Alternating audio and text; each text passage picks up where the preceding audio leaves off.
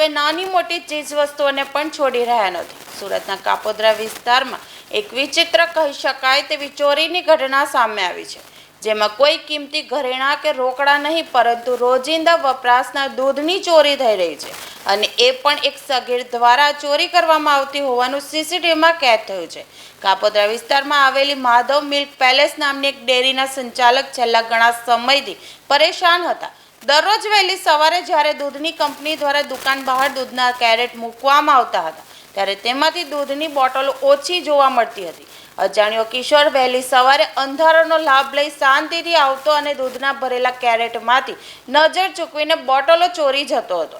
દુકાનદારના જણાવ્યા અનુસાર દરરોજ અંદાજે 5 થી 10 જેટલી દૂધની બોટલોની ચોરી થતી હતી. સતત થતા આર્થિક નુકસાનથી કંટાળીને આખરે દુકાનદારે તપાસ કરવાનું નક્કી કર્યું. ચોરને પકડવા માટે દુકાનદારે ખાસ સીસીટીવી કેમેરા લગાવ્યા હતા. આ વ્યૂચરના સફળ રહી અને રાત્રિના ફૂટેજ તપાસતા ચોરીની સમગ્ર ઘટના કેમેરામાં કેદ થઈ હતી. દુકાનદાર દ્વારા આ મામલે કાપોદ્રા પોલીસ મથકમાં ફરિયાદ નોંધવાની તજવીજ હાથ ધરવામાં આવી હતી. સ્થાનિક વેપારીઓમાં પણ આ ઘટનાને લઈને રોષ જોવા મળ્યો હતો.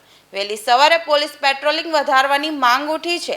હાલ પોલીસ સીસીટીવી ફૂટેજના આધારે આ ચોર સગીરની ઓળખ કરી તેને પકડવા માટે ચક્રો ગતિમાન કરશે તેવું મનાઈ રહ્યું છે.